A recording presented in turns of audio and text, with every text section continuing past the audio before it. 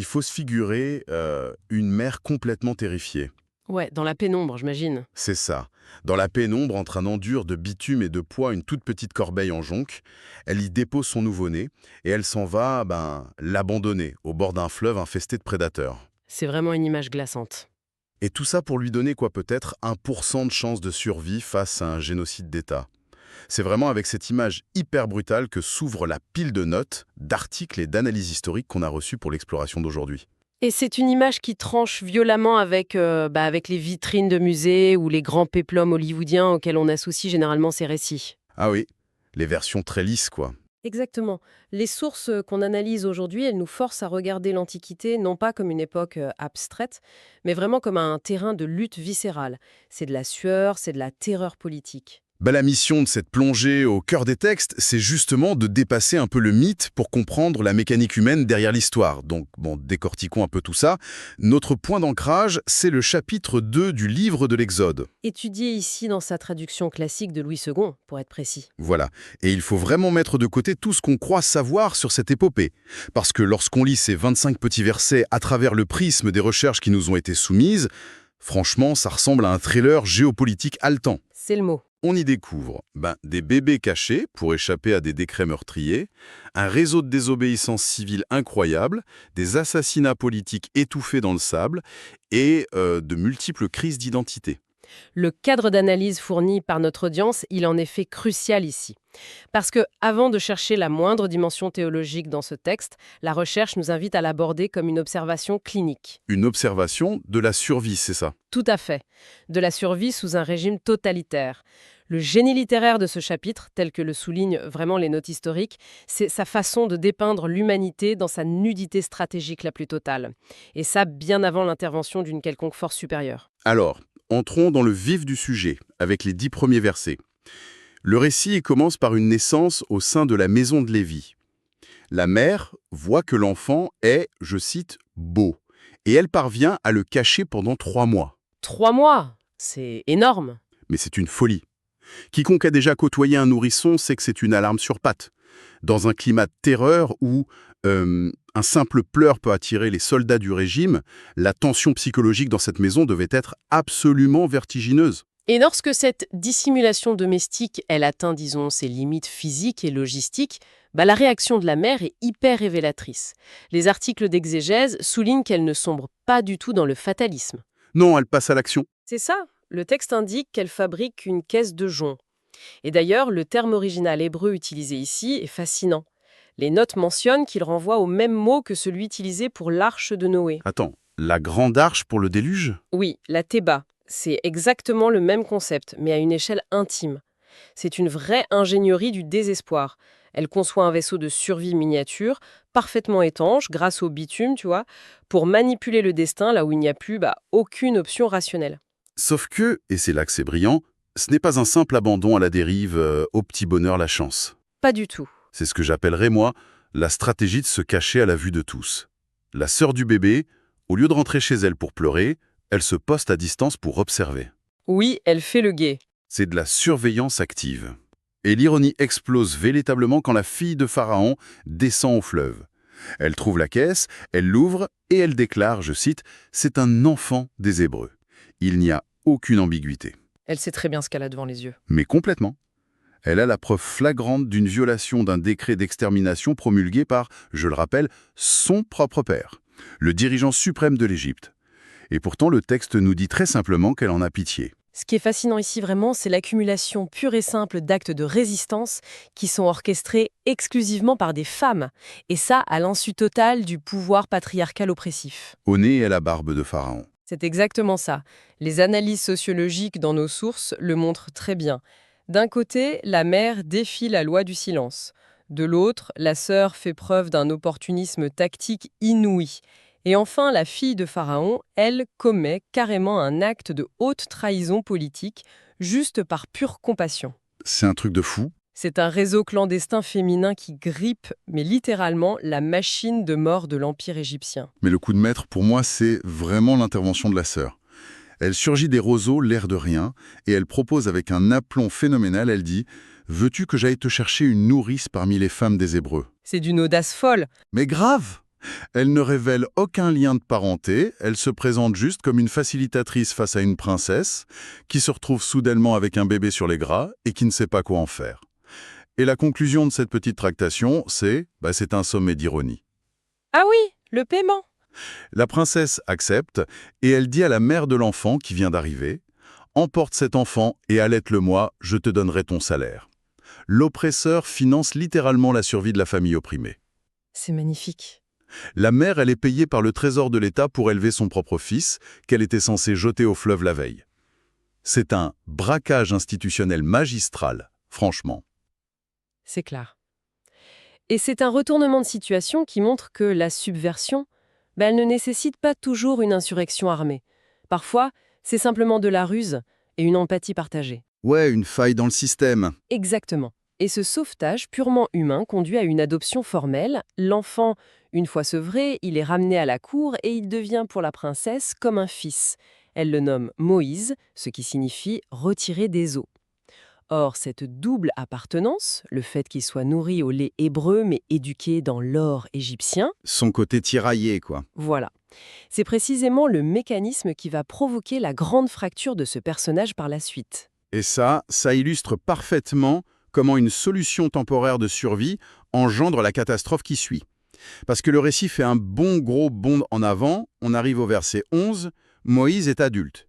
Et le texte précise qu'il, je cite, se rendit vers ses frères et fut témoin de leurs pénibles travaux. Et cette phrase est lourde de sens selon les exégètes. Ah bah oui, parce que malgré son éducation de prince, on voit qu'il sait exactement qui sont ses frères. Et là, paf, c'est l'incident. Il voit un Égyptien frapper un Hébreu. Et l'image populaire, elle veut souvent que ce soit une espèce d'intervention chevaleresque, un peu spontanée. Oui, c'est vrai, la culture populaire a souvent lissé cet épisode. On en a fait un héros sans défaut, quoi. Pour en faire un pur acte de bravoure, oui. Mais les chercheurs dont nous analysons les travaux ce matin, ils insistent vraiment sur un détail très précis de la traduction de Louis II. Et c'est un détail qui assombrit considérablement le tableau. C'est là que ça devient vraiment intéressant. Le texte dit que Moïse regarda de côté et d'autre. Il vérifie la zone. C'est ça, il vérifie qu'il n'y a pas de témoin. Ensuite, il tue l'Égyptien. Et après, il dissimule le cadavre dans le sable. On n'est pas du tout dans l'accident tragique ou le coup de sang aveugle qu'on pourrait imaginer. C'est réfléchi. C'est calculé, c'est prémédité. Il choisit physiquement son camp par le meurtre, puis il utilise le sable de l'Empire pour tenter de couvrir son propre crime politique.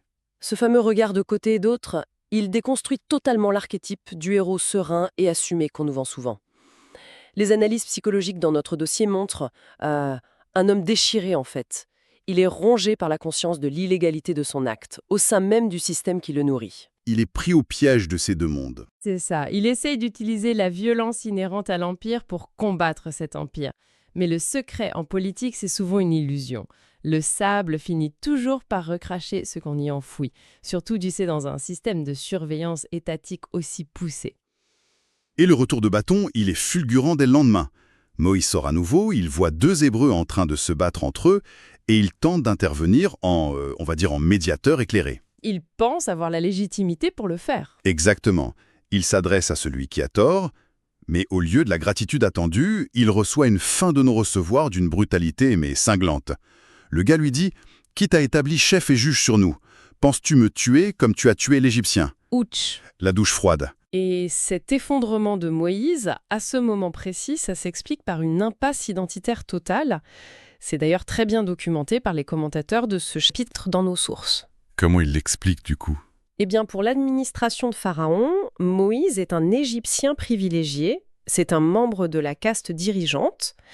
Dans son esprit intime, lui, il se perçoit comme un frère, il est solidaire des esclaves. Mais pour les esclaves, c'est une autre histoire. Voilà. Pour les esclaves hébreux eux-mêmes, que représentent-ils vraiment? Un oppresseur de plus?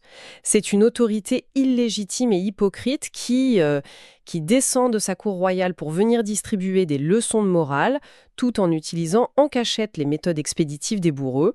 Son rejet est absolu parce qu'il n'appartient légitimement à aucune des deux communautés. Et là, c'est la panique. La peur s'empare de lui, il réalise que l'affaire a fuité, le secret est mort, et effectivement, Pharaon ordonne son exécution dans la foulée. Donc le prince d'Égypte dégringole de son piédestal en un instant et devient un fugitif. Il perd absolument tout. Il abandonne tout. Il traverse le désert pour échouer dans un troisième environnement, le pays de Madian, et il s'assoit au bord d'un puits. Et moi, en lisant les notes sur cette scène précise, il y a une analogie qui m'a sauté aux yeux. On se croirait vraiment devant un grand classique du cinéma de genre. C'est vrai que la littérature antique, elle foisonne de rencontres autour de points d'eau, tu sais, qui sont vraiment des lieux névralgiques de sociabilité et de commerce. Mais comment tu formulerais ce parallèle cinématographique, toi, au vu des sources? Écoute, c'est un peu comme imaginer un vieux trope de western. Faut s'imaginer la scène. D'accord, je vois le genre. Le justicier solitaire, en cavale, un peu silencieux, qui fuit un passé super lourd. Il débarque dans un bourg paumé et il s'arrête au point d'eau local. Là, il observe 7 sœurs, les filles du sacrificateur Réuel, qui sont en train de puiser de l'eau et qui se font soudainement harceler par des bergers locaux qui veulent s'imposer par la force. La fameuse bande de méchants du saloon. C'est exactement ça. Et que fait notre exilé? Il se lève, il s'interpose, seul contre ce groupe de petites frappes, il défend les femmes et il abreuve leurs troupeaux. C'est vraiment le grand classique du héros taiseux qui gagne le droit d'être invité à la table du patriarche local, après une échauffourée fondatrice au centre du village. L'analogie est super intéressante parce qu'elle illustre parfaitement ce que les chercheurs appellent la constance du caractère de Moïse. C'est-à-dire, Eh bien, que ce soit en tant que prince puissant en Égypte ou en tant que simple vagabond dans le désert, son réflexe face à l'injustice est toujours épidermique. Il se lève pour l'opprimer, indépendamment du contexte ou du danger. Cependant, la conclusion de cet événement, au puits, elle prolonge cruellement la crise d'identité qu'on vient d'évoquer juste avant. et alors, qu'est-ce que tout cela signifie au fond? Parce que en rentrant chez elles, les filles de Réuel, elles ne disent pas à leur père « Oh, un héros taciturne nous a sauvés » ou « Un voyageur courageux s'est interposé ». Non, les mots qu'elles utilisent sont très spécifiques. Elles annoncent direct « Un Égyptien nous a délivrés ». Le gars, il a fui la cour, il est un fugitif recherché par toute l'Égypte, il a tout perdu, sa vie est en miettes, et pourtant, de l'extérieur, par ses vêtements, son accent ou peut-être sa posture, il transpire encore l'Égypte. C'est une étiquette qui lui colle à la peau. Aux yeux du monde, il porte toujours la marque indélébile de la puissance colonisatrice, peu importe ce qu'il a fait pour s'en défaire. Et si l'on relie cela à la situation globale de Moïse telle qu'elle est analysée dans les notes, on saisit toute l'étendue de sa mélancolie, en fait.